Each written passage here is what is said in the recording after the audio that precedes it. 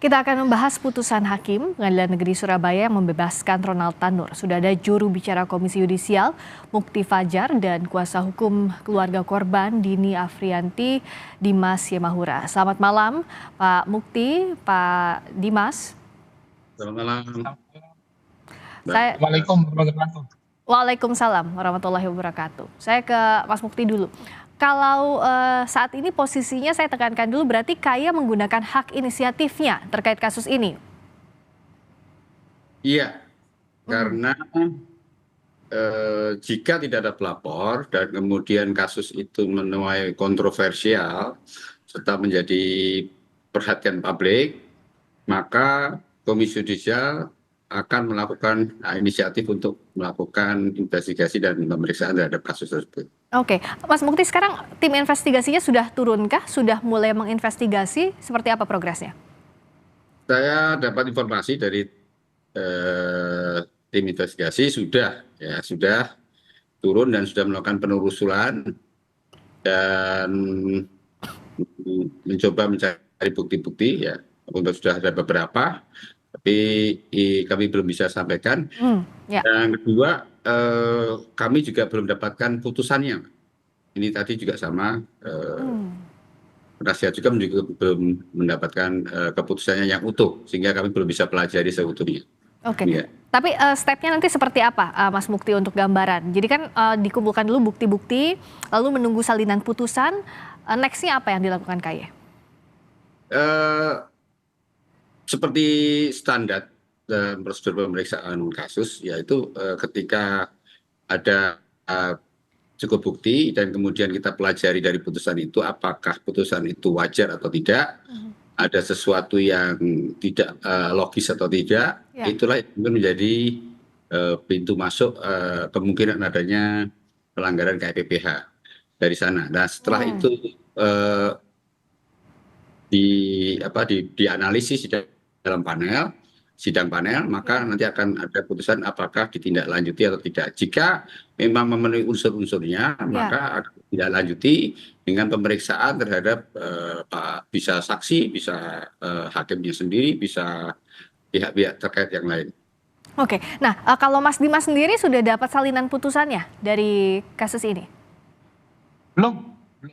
Dan infonya memang JPU pun juga belum. Alasan dari N adalah masih minutasi. Kami minta kepada N Surabaya untuk gentleman dan segera mempersiapkan putusan, sehingga pada saat kami tim kuasa hukum juga memohon putusan itu juga diberikan hak kami untuk bisa mendapatkan dan mengakses putusan tersebut.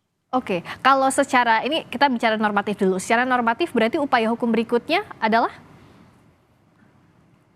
Kemarin sudah ada statement tegas dari Kajari Surabaya melalui JPU, ya bahwasanya akan dilakukan kasasi. Itu untuk proses hukum yang berjalan, dan untuk hakim, majelis hakim yang memeriksa perkara ini, saya pikir inisiatif dari KAI ini saya apresiatif. Tapi kami sebagai tim kuasa hukum juga tetap akan membuat laporan tertulis kepada KAI, Badan Pengawasan Hakim di Mahkamah Agung. Oke, nah Mas Dimas juga Mas Mukti, kan yang membuat publik tercengang adalah kenapa bisa vonisnya sampai bebas.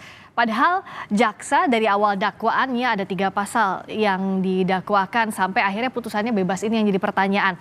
Saya minta Mas Dimas untuk membantu untuk menerangkan sebenarnya dalam fakta-fakta persidangan apa saja yang dibantahkan yang semestinya itu dipertimbangkan oleh hakim, misalnya dari visum saja. Apakah ada kejanggalan dari putusan hakim soal ini?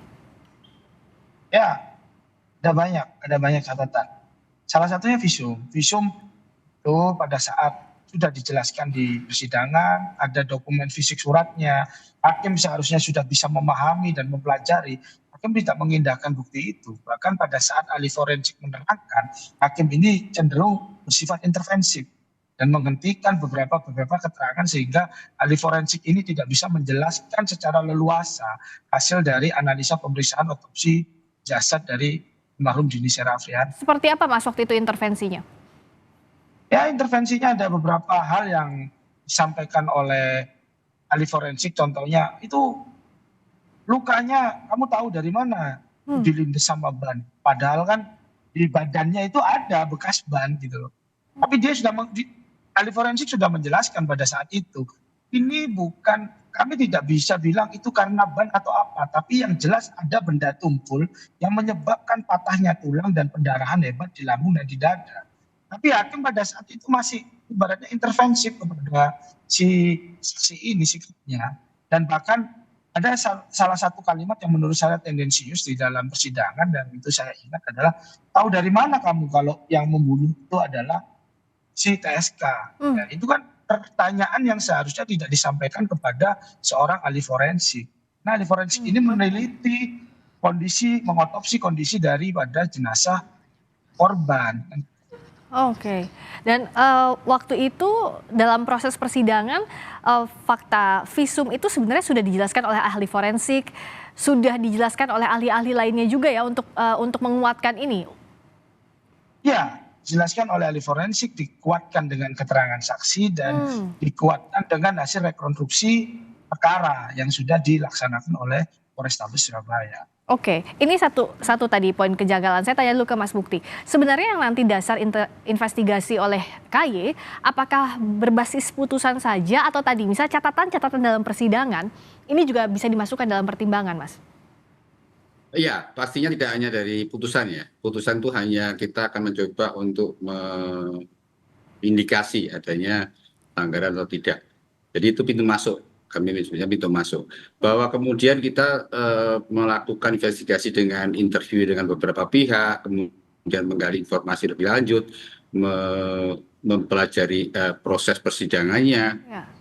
Ini yang kemudian kita akan kumpulkan dan kita akan analisis kalau memang ada bukti yang cukup, lalu akan kita lanjutkan. Oke.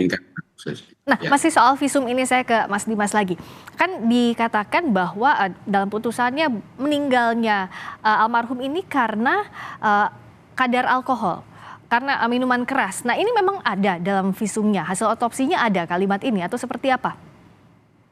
Ya, kalau saya dikatakan ada dan seperti apa, yang jelas satu, di hasil visum dan otopsi tidak ada keterangan adanya hal yang bisa menyebabkan meninggal dunia karena alkohol. Tidak ada itu ya, Mas ya? Tidak ada.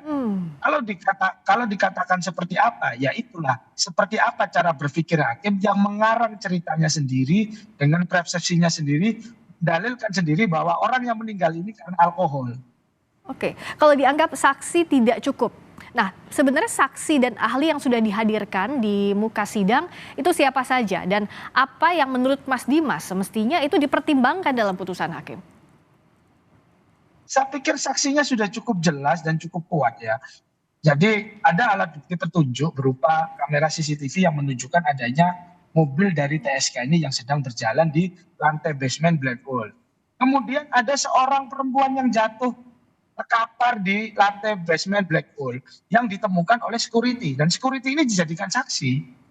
Kalau dikatakan apakah security ini melihat pada saat dilindas, memang tidak. Tapi korban, di dalam badan korban, di tubuh korban itu terdapat bekas ban yang dalam rekaman CCTV di situ hanya ada mobil tersangka GRT yang pada saat rekonstruksi sudah diakui oleh GRT bahwasanya memang dia melindas. Lantas apa lagi yang diragukan oleh hakim? Hakim mau mencari saksi yang seperti apa lagi?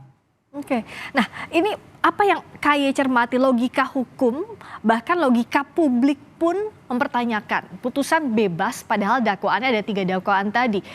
Kalau bicara soal asas praduga tak bersalah kan sudah ada proses persidangannya begitu, Mas Mukti. Apa sebenarnya yang bisa dilakukan kalaupun itu nanti investigasinya akan berjalan, jikalau ada yang salah dalam proses ini, apa dampaknya terhadap putusan peradilan sebelumnya? Dan apa juga dampaknya sanksinya untuk hakim jikalau ada terbukti hal yang menyalahi proses peradilan sesuai dengan ketentuan perundang-undangan, Mas Mukti? Iya. Dengan melihat keresahan publik kemudian kontroversi dari putusan tersebut, maka KY melakukan analisis dan tadi dengan beberapa tenaga ahli Komisi Yudisial kita mengindikasi kemungkinan adanya pelanggaran KPPH, yaitu pertama bahwa hakim tidak bersikap adil. Yang kedua tentang kemandirian hakim, apakah tadi tidak bersikap adil, apakah hakim memihak salah satu atau tidak. Kedua, kemandirian hakim, apakah hakim diintervensi atau tidak. Kemudian tentang integritas tadi, apakah hakim mendapatkan gratifikasi atau semacamnya. Yang keempat adalah profesionalitas. Nah, ini yang nanti akan didalami. Bahwa putusannya tetap berlaku itu sudah menjadi satu prinsip dasar dalam hukum. Ya. Putusan itu hanya bisa dibatalkan dengan putusan hakim di atasnya. Itu Yang lebih tinggi ya begitu. Kalau untuk pembatalan Iya, iya. putusan itu kasasi nanti ya. Tapi untuk hakimnya sendiri itu nanti yang akan ditelisik oleh KY dalam investigasi itu begitu ya Mas KY Mukti? akan selain menyelidiki kasus tentang melakukan investigasi untuk hakim yang ini, Ya. kita juga mengawal proses kasasi nanti. Oke, baik. Terima kasih. Kita bisa mengawasi sejak awal, artinya bisa mengetahui perkembangannya sejak awal. Wah, baik. Itu investigasi akan dilakukan oleh Komisi Yudisial. Kita tunggu perkembangannya Mas Mukti dari Komisi Yudisial, dan Mas Dimas juga tentu perjuangan keluarga tampaknya masih panjang dalam kasus ini, dan pastinya publik akan melihat transparansi dan penegakan hukum untuk mencari keadilan dalam kasus meninggalnya almarhumah Dini. Terima kasih atas waktunya Mas Mukti Fajar. Terima kasih Mas Dimas Simahura. Assalamualaikum, Mbak. Selamat malam.